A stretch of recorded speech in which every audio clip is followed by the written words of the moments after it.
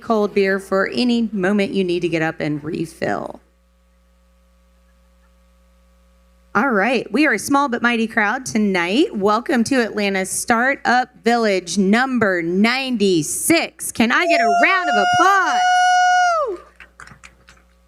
I am Allie Merritt. I am not normally the MC up here. I'm guest MCing tonight with the amazing Christian. Hi. Woo! That was a little lackluster. Let's do this again. The amazing Christian. No, I'm yes. joking. Totally joking. That is what we're here for. Well, we're so excited to have you tonight. And whose first time is it here at Atlanta Tech Village? Raise your hand. All right. Well, welcome. You are actually in the 4th largest tech hub in the United States. And this is the home of where pitch competitions in Atlanta really started from. So we're always really excited. This is number 96. And we have amazing companies that we're going to introduce you to, incredible judges. And yeah, that's what we're going to do tonight. Yes. There will amazing companies, incredible judges. And at the end, the judges are actually going to take a vote. There will be a winner. This is a little bit of a departure from prior years where it was more for, get up, test out your pitch, see how everybody likes it, learn what works, learn what doesn't work. Now we have a competition where the winners from tonight will join 4 other prior winners in September at a pitch off, where the prize is a full year of Atlanta Tech Village membership plus parking, which is a $12,000 value. And if you are a current ATV company, we will apply it to your existing membership. Can I get a round of applause for that? I like Landon's face. Landon's face was like, where are those dollars at? He just started clapping. He wanted to clap immediately, which I appreciate your enthusiasm, Landon. And actually, whoever takes home the winning title this evening, one of the companies that you'll be competing against in the pitch off is in here in the back. I won't say their name. Oh, checking out the competition. Okay. We see how it is. So this is a warm and friendly competition, you guys. This is maybe a little bit earlier for some of our startups, a little bit later for others. We're going to do some Q&A from the judges. We're going to do some Q&A from the audience.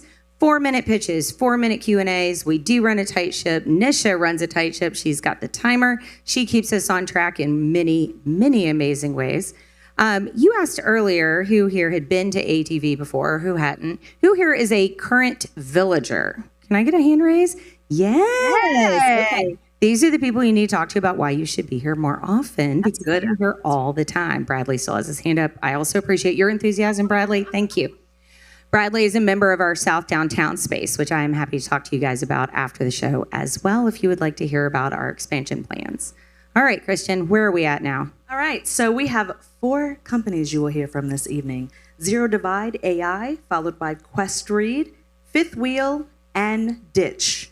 And before our first presenter goes on the stage, which will be Zero Divide AI, we want to introduce our amazing judges. First, we have Mr. Landon Howe, mentor and resident. Just a little wave, yeah. At Techstars, and with partnerships at Alice, providing commuter benefits to frontline workers. Let's give it up for Landon. Woo! We have Stephanie Diaz from the She Conquers Capital podcast. Take a listen, ladies looking for money.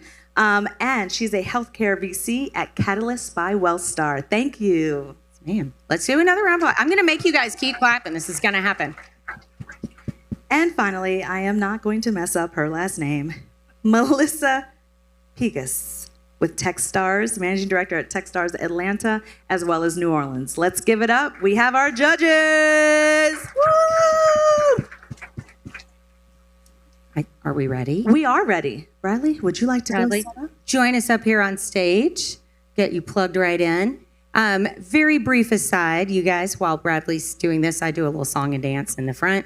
If you would like to learn more about ATV membership, not every company that's pitching is a member. We take companies from all over Atlanta. That's the only requirement. Atlanta Startup Village. We want it to be an Atlanta-based company. So if you are looking for pitching, please come see us. It will have to be after the pitch off in September, but don't worry, there will be more opportunities coming up soon. If you are interested in actual membership here at ATV, we have a QR code out on our lobby out there that you can scan and come by for a tour. We would love to have you. How you feeling, Bradley? Great. I would like to say that this is the first time you've been with me for a while, and I feel like since you're here, I'm like, I don't know what I'm doing, just because you're here. So you are doing amazing. So what she didn't say is I ran this event for about 6.5 years, for a long time, and about 3 years ago, handed it off into Christian's very capable hands, which means that unfortunately I tend to take over the mic. So I'm sorry. Christian's amazing all by herself. She doesn't actually need me. No. We are so excited. Let's give it up for ZeroDivide.ai.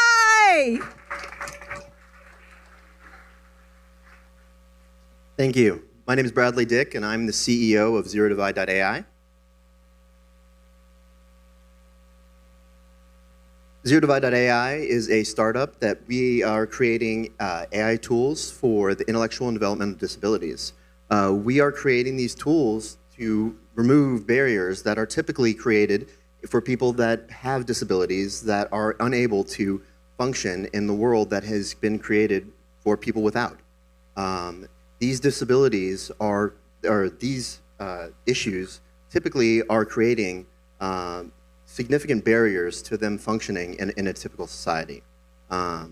This gap is what has enabled them to function, and what it enables them to do is, by using these AI tools that we're creating, it enables them to have these technologies that renders them enabled to not have to function. Our mission is to empower these individuals and thrive in a world by providing these tools that enhance communication, learning, and navigation. We do this because there are millions of these individuals with IDD who face significant challenges due to inadequate technologies. These challenges lead to societal issues like high support costs, staffing shortages, and caregiver burnout. By developing accessible technologies, we can reduce staffing shortages, caregiver burnout, and other challenges that they face. We're promoting these solutions and removing the barriers that promote independence and the quality of life for both the individuals with IDD and their caregivers. So I'm going to go into the demo right now. This is our first tool, and our first tool is an assistant. It's a cognitive writing assistant. That's right. Thank you.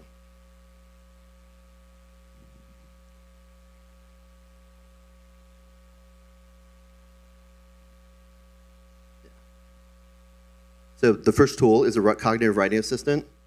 So what this does is this tool will enable us to get information from somebody that would otherwise be locked and unable to write down what they have locked away in their head. So we use Socratic and conversational dialogue to write it down. So what I'm basically doing now is I'm naming the session, and then I'm just saying that a challenge that I have and how I overcame it.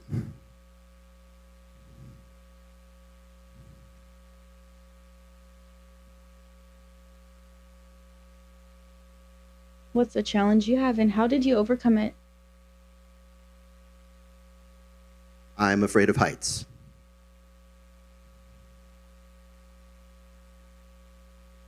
How did you overcome your fear of heights? Well, I started by going to buildings that had escalators, and I would ride up and down the escalator. I started by going to riding escalators and a number of other things that would get me into higher situations. What other things did you do to overcome your fear of heights? I would eventually go to the airport and ride on an airplane and take a flight to celebrate overcome my fear of heights. What was it like taking a flight after overcoming your fear of heights? It was great, and this is the end of my essay. Is there anything else you'd like to add about your experience overcoming your fear of heights? No, and I've run out of time. Thank you. Are there any questions?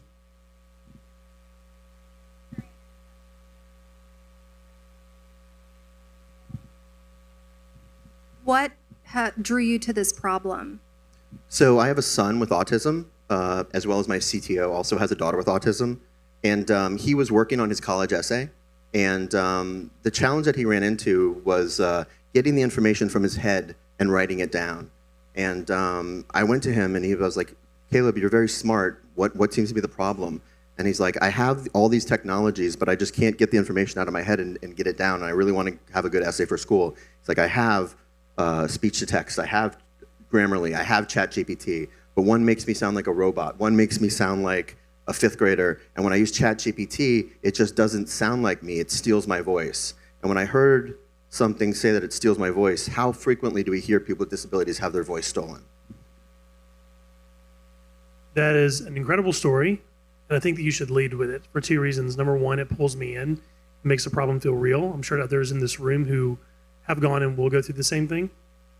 The second thing is I'm going to switch gears really hard. How are you going to make money?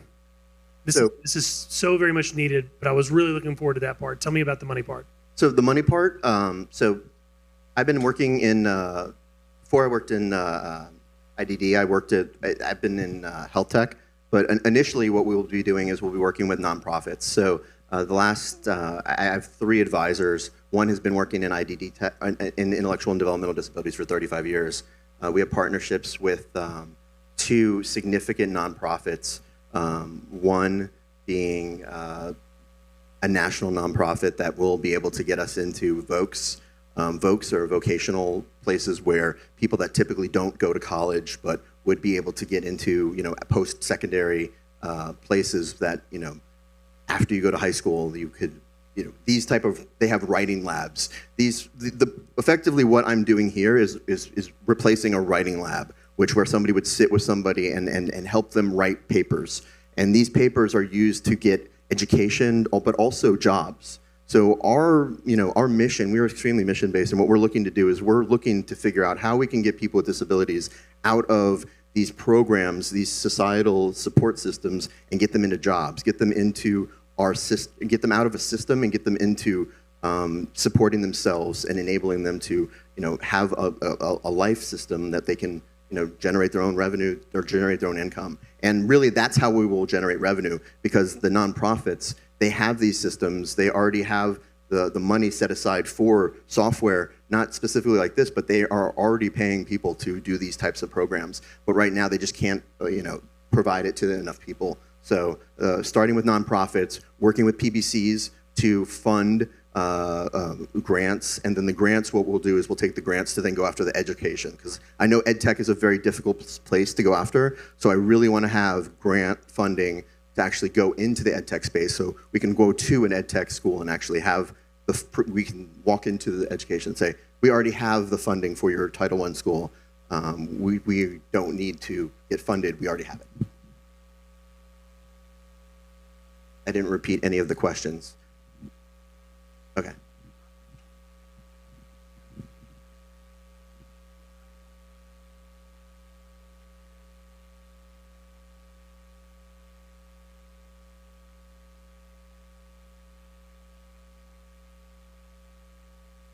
So the question is it consistent every time you ask a question, or does it change? So we have our own customized AI that we're using to map those questions out. So it's completely different. Like I can show you, I asked that same exact question before, and when I was testing out 3 or 4 times beforehand, and it's completely different. So the AI will change based upon the way that you ask the question, the way that you give the answers, and in continual development, as we refine this, we will add in different things, like especially on the output. The output will, one of the most nuanced pieces that we're looking into is how do we maintain the written voice without losing the written voice when we correct the spelling, the verb, the conjugation, all those type of things. Because that's really what we want to do, is we want to make sure that the written voice comes across very clearly.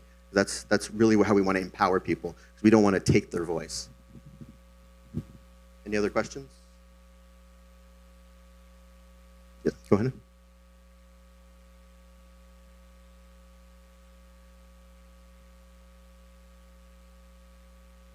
So after this, if I say I'm done, it will then spit out a finalized essay. The goal, this is a proof of concept, the goal is to have a finalized written essay. So the whole point of this is to have a conversation.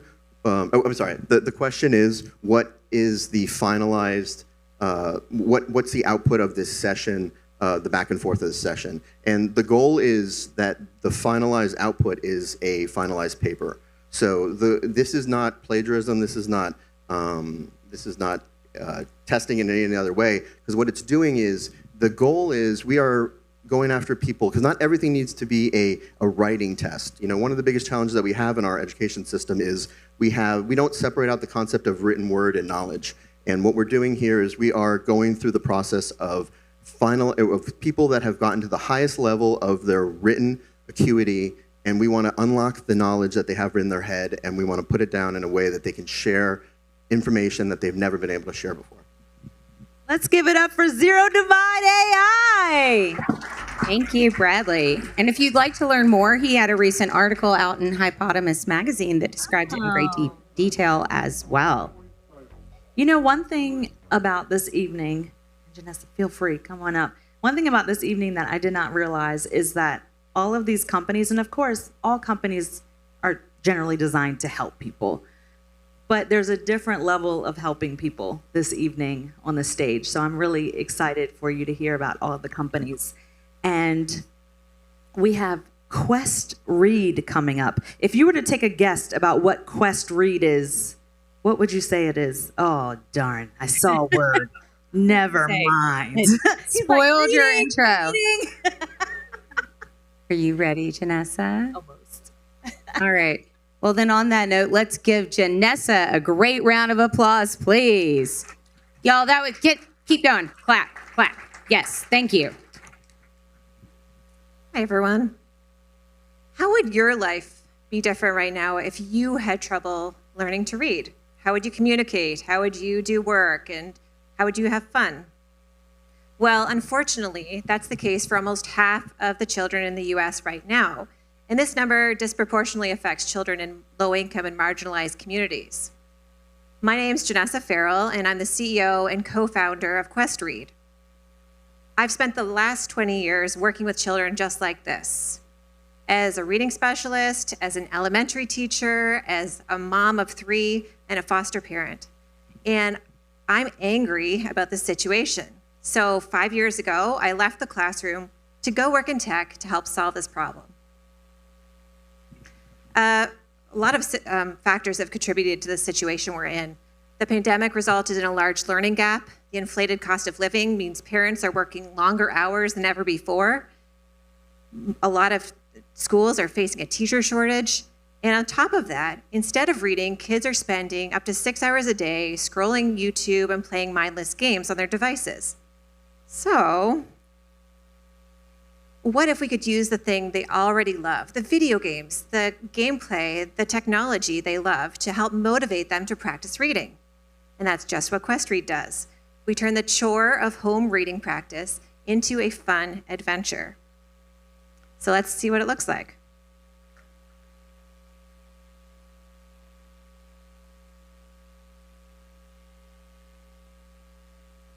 I haven't done a live demo with this yet, so let's see how this goes.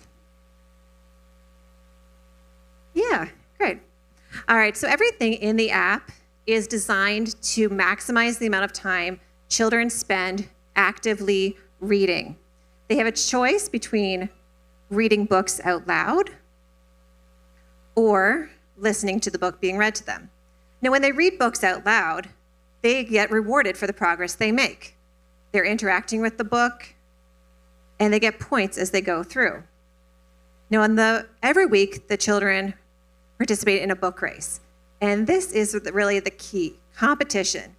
The children compete against one another for prizes on a weekly and monthly basis, and then we send real prizes to them in the mail. And you wouldn't believe some of the exciting pictures that I get from these kids when they receive the pictures. So they entered this.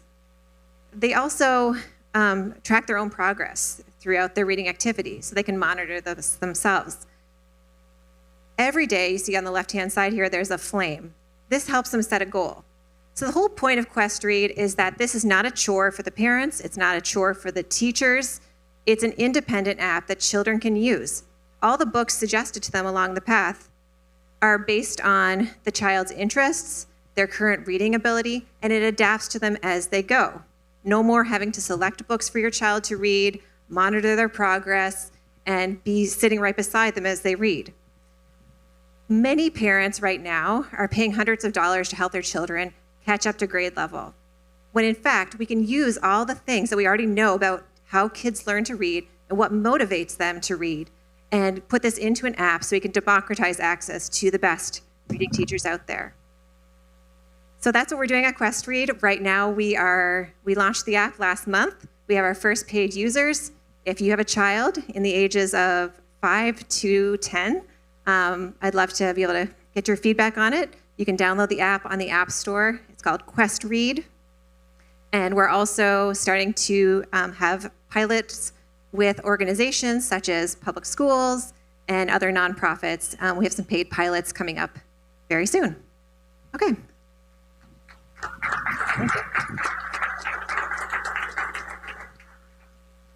Can you tell us a little bit about how you're getting parents and their children onto the platform? How does customer acquisition work today?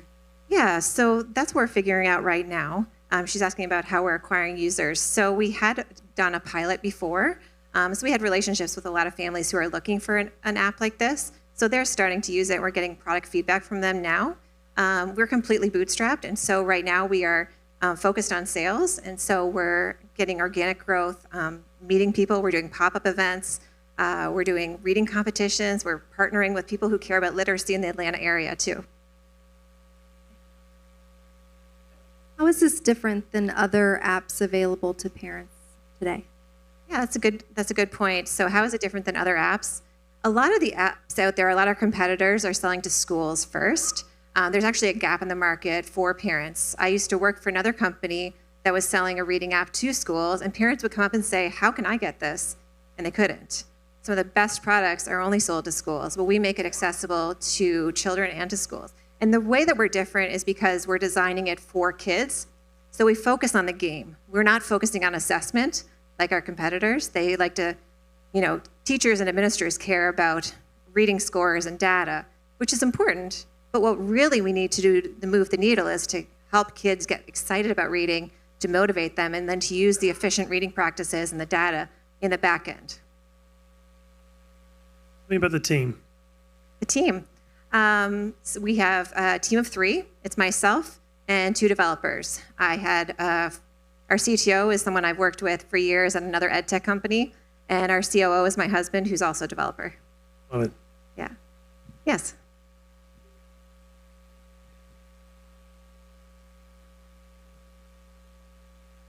Yeah, so the question is, how do we monitor reading comprehension? And this is one thing that I'm really excited about, because years ago I wanted to do this and we didn't have the technology to do it. But now what we do is we have a character that comes up to the child after they read and ask them a question like, what was this story about? Very conversational, kind of similar to that sort of idea, except it's vocal. And then the child can just say what they understand. And we can assess this and include this in our reports that we send to schools and parents. Yeah, in the back. Yeah, so all the content is generated in our own process. Oh, sorry. Where are we getting the content for the books? We are generating all the content using our own process of human plus AI.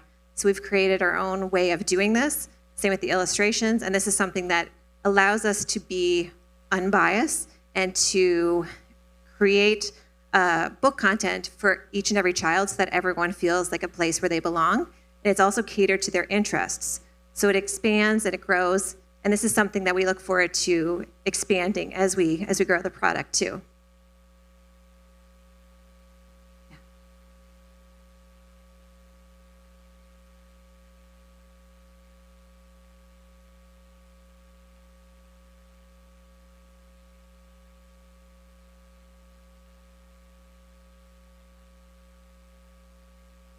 Yes.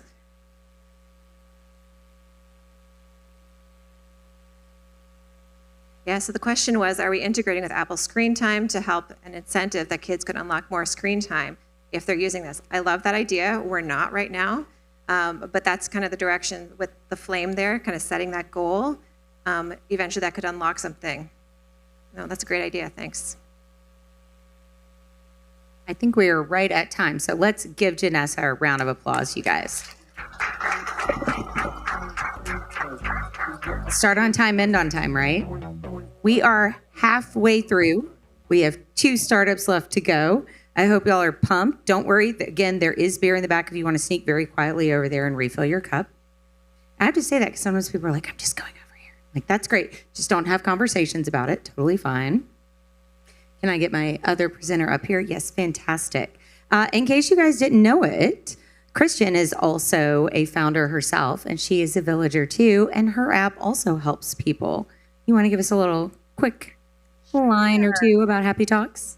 Well, if you have an older adult in your life that may be a little lonely, we provide social phone calls where we call them, and then through our platform, we report back to the families so that they know that they have talked to someone who is safe, not a scammer, because right now, elder fraud is hitting our elders with $3 billion a year. So we want to protect them from that and give peace of mind to families. We're all about helping people here with technology. We're just helping people. All All right. Oh, wait a minute. We're not up. Are We're we up? switching. We're switching. We're good. I didn't see it up. That's why I was just making sure. Nope, it's almost there. Almost there. I think we're switching in the back. Nope. All right. Tech support, among many other things. Nisha does marketing, events, tech support, brand, engagement. She is all things to all people. All right. Here we go. And welcome, Fifth Wheel. Not the second, not the third, but the fifth. Fifth Wheel. Round of applause, y'all. Okay, before I start, I'm gonna talk a little bit about my love story, how I met my husband. So, I used to use a lot of dating apps. I tried Tinder, Bumble, Hinge, but they just didn't work out. In the US, the number one way of meeting new people is through dating apps, especially for young adults in their 20s. But the experience for me was pretty disappointing.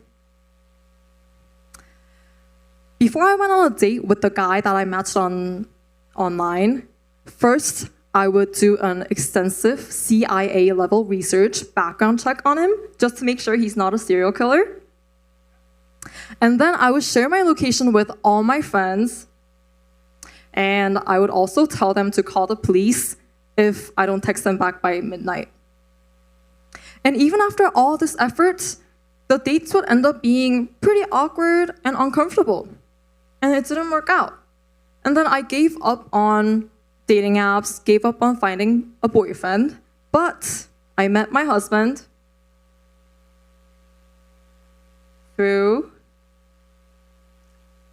there's supposed to be a picture, but I met my husband through a meeting. Oh, sorry. So I'm not alone. This is an experience that a lot of people, a lot of women go through, and 1 in 3 women report being sexually assaulted by someone they've met on a dating app. And 51% of women report feeling unsafe on dating apps.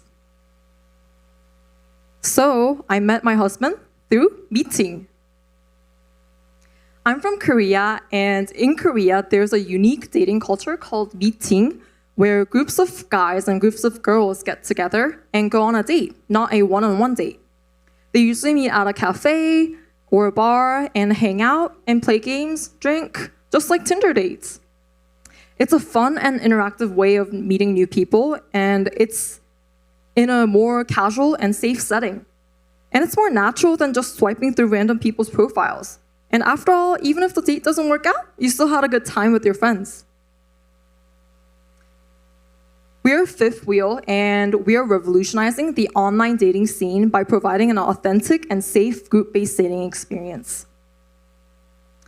Inspired by the Korean dating culture and organic human connections, Fifth Wheel is a platform where users can form groups with their friends and match with their other like-minded people through a personality-based matching system powered by AI. Fifth wheel is for Clara, who is looking for a safe way to meet new people. Julie, who wants authentic and organic relationships. Justin, who feels pressured from leading one-on-one dates. And Stefan, who wants genuine real-life meetups. We've launched our closed beta test at Georgia Tech last year and gained over 2,000 users, which is 10% of Georgia Tech undergraduate population. And so far, we've successfully made 1,170 matches. And I'm more excited about the percentage of people who go on actual dates. 30% of our matches go on real dates, which is actually triple of the number that Tinder has. The US online dating market is growing rapidly, quadrupling its size and reaching $6 billion in 2030. And we're tapping into this huge market opportunity with our unique approach to dating. And we want to proudly announce that to reach our goal, we've been through 3 startup programs, including the Georgia Tech Female Founder Program, Fusion Startup Accelerator, and CreateX Venture Launch. And we're actively seeking for investors and individuals who share in our vision, transforming the dating landscape. Hello, I'm Seokju Choi, the CEO and co-founder of Fifth Wheel, and this is our team. We have a big vision and a strong team with expertise in software and passion in the dating industry. Thank you for listening, and don't be a third wheel because we will be your fifth wheel. Thank you.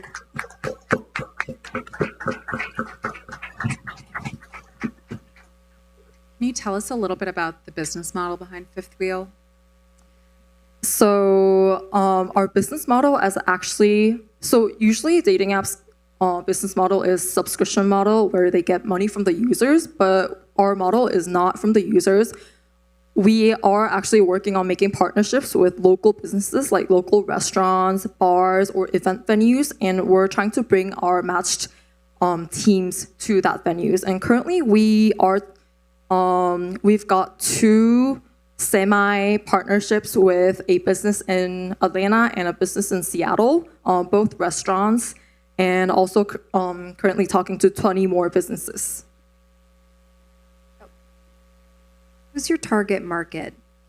We're targeting only college students currently because for the group-based dating to work, the friends have to be in a proximate, like close living area, and college students are the perfect target because they live near college campuses, and also they're more open to trying new kind of dating apps. So we're targeting college students, but so far, every time I've introduced our product to the market, a lot of older generation really like the idea as well. So we are thinking of broadening our audience in the future. What worries you most about the competition? This is a super competitive space. Match has more money than God. They can tap a team of 10 engineers to spin up a competitor overnight. How do you think you're going to win? We definitely know it's a red question. Please repeat the question. Oh, yeah. So the question was, what do we worry the most about the competition, since Match and Tinder is like pretty big already? But the thing is, I've been in college. I just graduated recently. And while I was in college, I've tried like multiple different dating apps that just came out newly. And even though the dating app is a red ocean, the problem is there are a lot of problems that exist that hasn't been fixed. And there is a huge market. A lot of people use it, but a lot of people hate it at the same time. And that's the market we're trying to go to. The people who want authentic meetings, not artificial ones, and also a safe type of meetup. Thank you.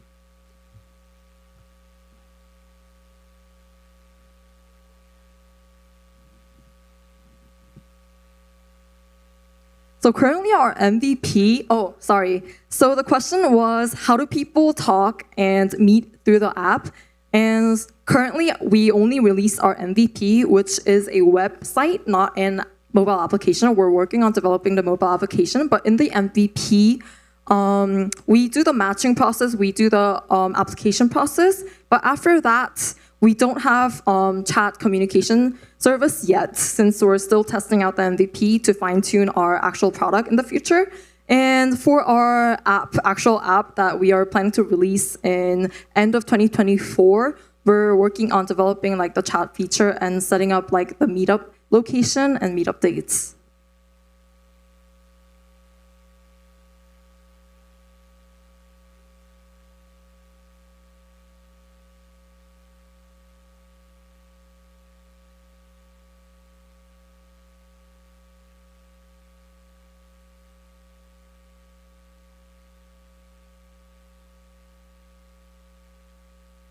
Yeah, so the question was, how do groups,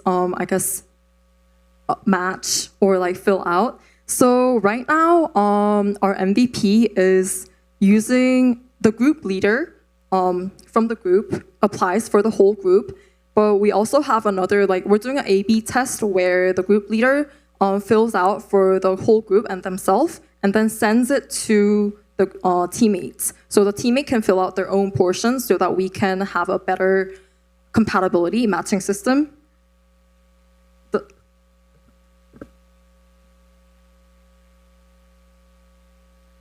Any other questions for Fifth Wheel?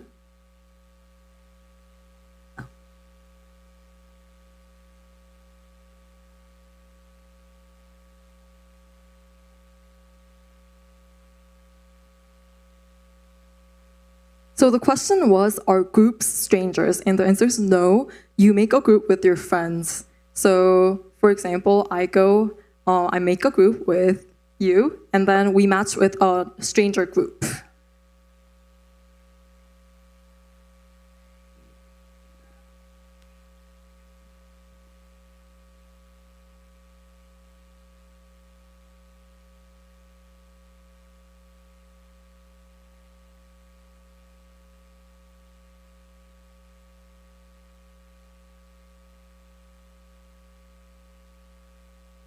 Yeah, so the question was, how do we prevent from the group not committing to the date, I guess? And that's the biggest reason why we're targeting college students where they live in a close area, location. So it's easier for them to commit, because if they live far apart, it's actually hard to commit. But it's more like a just friend group gathering, and we believe that won't be too big of an issue.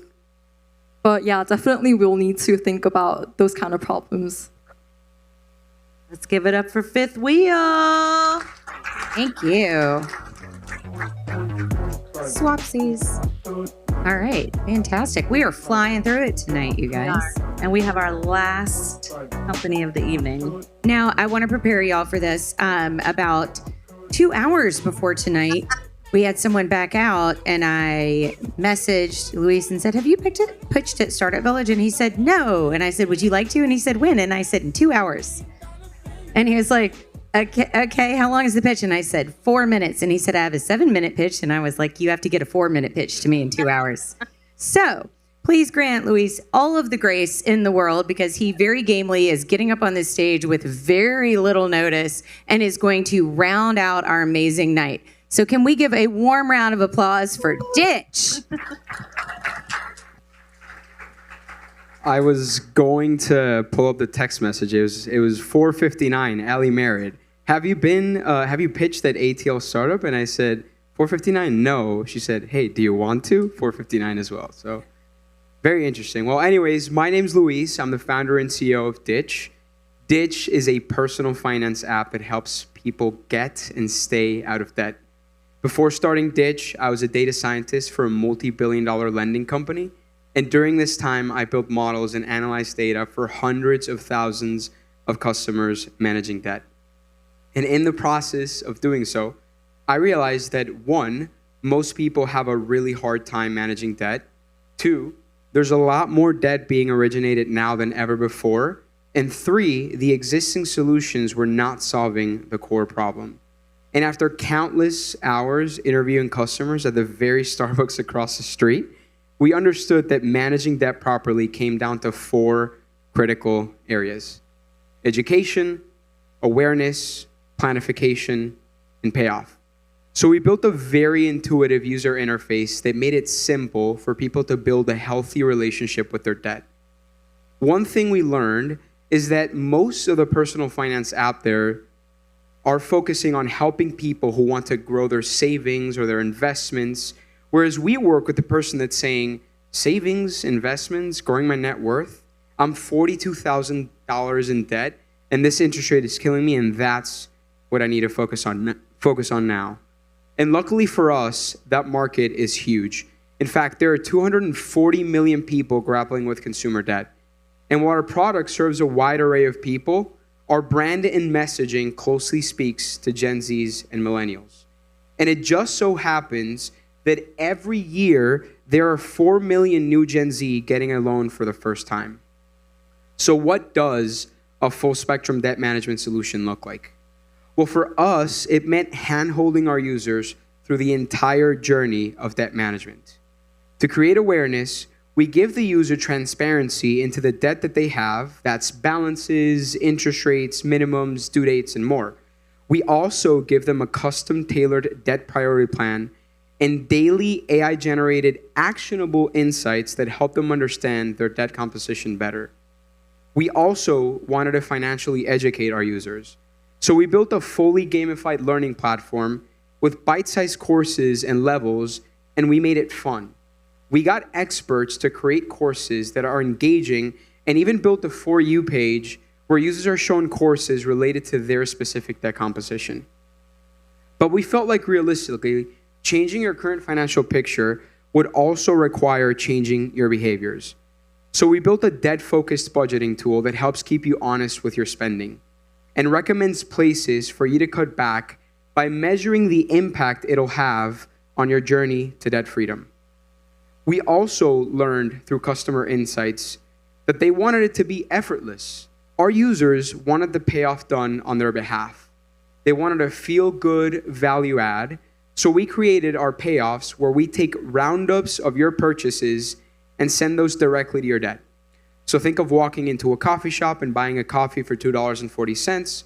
We'll take that 60-cent roundup and send it directly to your debt. And finally, we bundled all this into a smart financial concierge that knows you and your finance and is available to answer 24/7 to answer questions like, can I afford to take a vacation? Or let's review my transactions for last week. With all this, we set out to build a product that generated undeniable value for our users while still generating revenue as a company. We wanted to remove the burden of a subscription fee, so we went with a revenue model that would allow us to grow fast but profitably. So on the one side, we take a small percentage of all the roundups, and on the other side, on our B2B side, we generate revenue from our partners through platform fees and referral events. The past year has been incredible one for Ditch. We've crushed every single one of our milestones. We've managed to build out and launch our product, raise money from reputable investors, hire an amazing team that's obsessed with our vision, get thousands of users on the app, and it doesn't stop there. Ditch is on track to grow to over 10,000 users by the end of the year, and we're close to securing a commercial partnership with a multi-billion-dollar company. And I'll leave it there because that's my time. Amazing. I'll take questions now.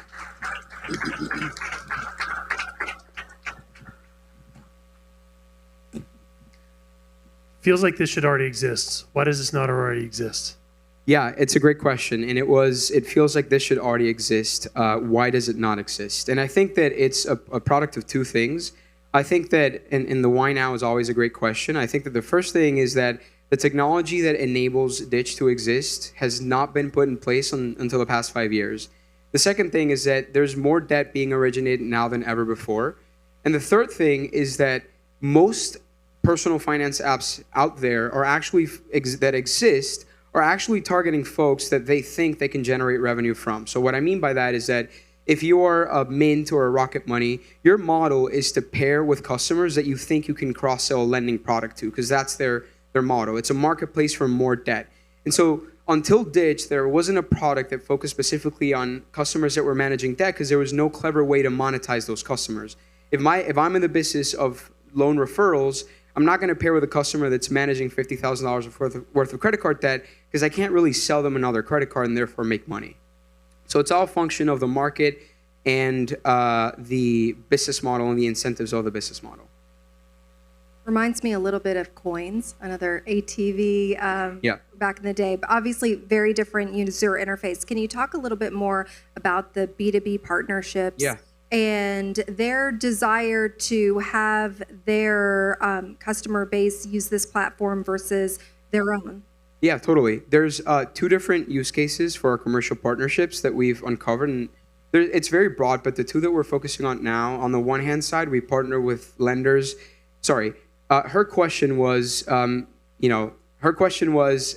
to me about your B2B use cases, and a little bit more about that. So.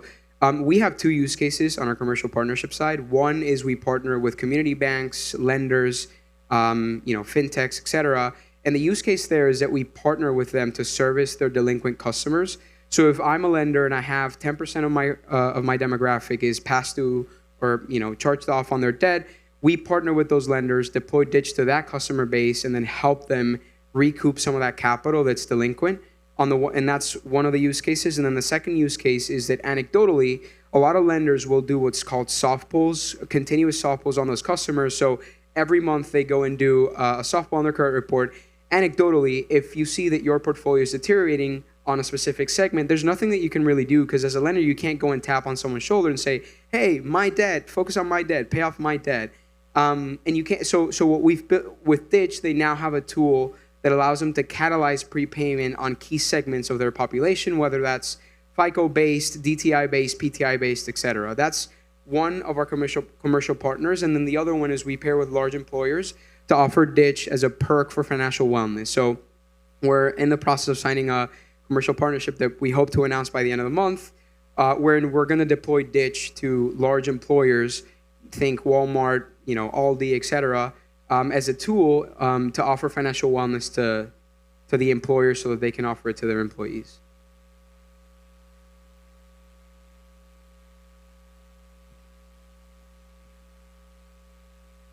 It's from your credit report. Oh, yes, of course. So her question was, where is the liability data coming from? And we pull that from your credit report. So we're doing effectively a soft pull on your credit report, no impact to your credit score whatsoever, but it gives us a visibility into your liability, and we do that continuously month to month to keep your data fresh.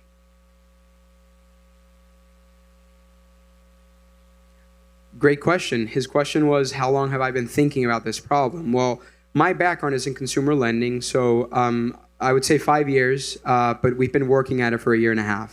But throughout my journey at my previous job, which was a consumer lender, like I said in my pitch, I worked with hundreds of thousands of customers that were managing debt. And the everyday battle was, we feel like we're issuing credit to customers, and sometimes they don't have the tools to manage that appropriately. And I always felt compelled to give back to those customers. We tried many different things at Lending Point, which was my former company, and then ultimately I decided to leave and then build Ditch, which I think is the next generation of debt management. Oh, sorry. Here. How do we keep, okay, her question is a great one. It's how do we keep user data secure? So, and that's a great question. We work with two partners on the data vendor side. One of them is called Method. They work with Fortune 500 companies all across the board. And that's who we use to keep, to pull liability data. Internally, we have, okay, sorry. And then our second vendor is called Plaid. They're also work with Fortune 500 companies. They're SOC 2 compliant, PCI compliant. They provide and they host the data to keep the customer data secure. Fantastic. Let's give it up for Ditch. So the amazing thing is, how much Great does question. Ditch cost? Yeah, so it's totally free, and that's the beautiful part, is that we just charge Are you a plant? Did he plant you? Okay. Yeah. It's totally free. We charge a small percentage of the roundups that go out of the app, and we try to do that because, again, we only want to make money when we can benefit you as a customer. So when we're saving you money on interest by paying and creating that roundup, we just charge a small fee of that. Thank you, Lise. And now we have to take your mic away. Thank you guys so much. That was all 4 companies. So now what's going to happen is my lovely judges, if you guys will take a quick moment in the pitch practice boardroom in the back to do a little deliberation so that we can announce the winner for tonight. Side note, the pitch practice boardroom is where pitch practice does in fact happen every single Friday, free and open to the public at 1 o'clock.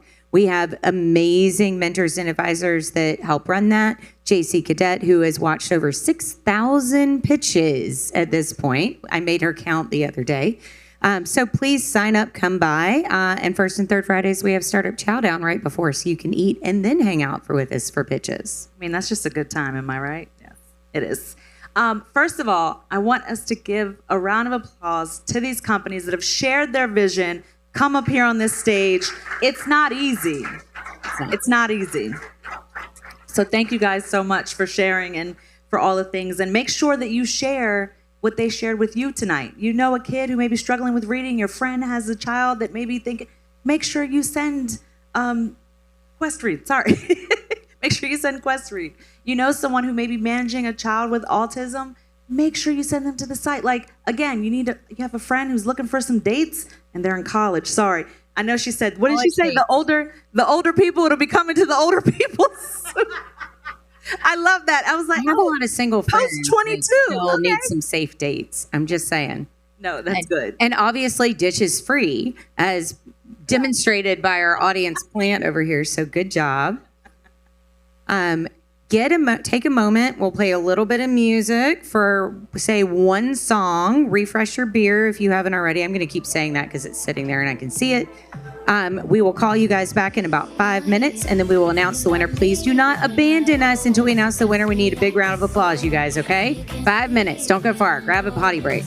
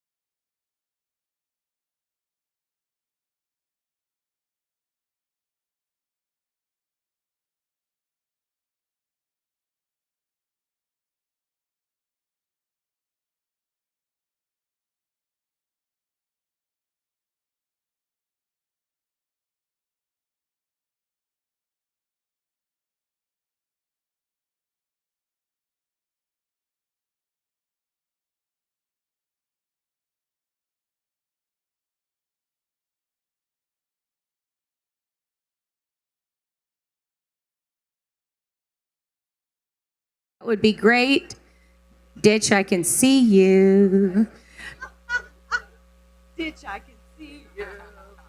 I just want to say they were back there writing it out, talking it out. Like the judges were really going. Yeah, y'all, I stuck my head in and I was like, y'all ready? And they were like, we need a couple more minutes. Like, they're serious, which I appreciate.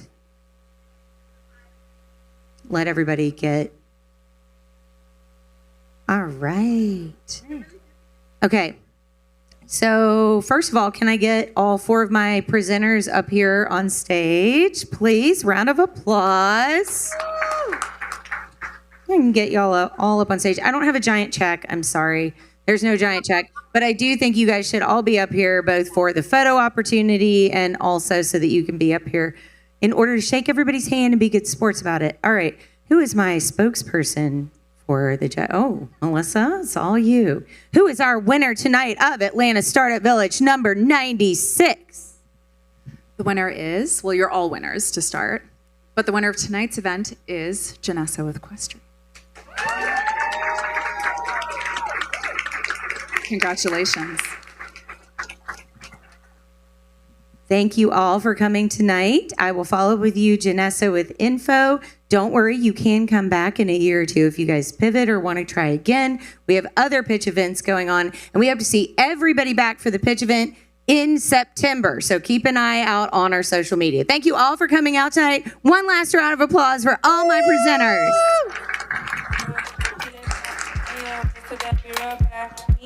Oh, selfie time. Thanks, y'all. Feel free, again, to grab one more beer.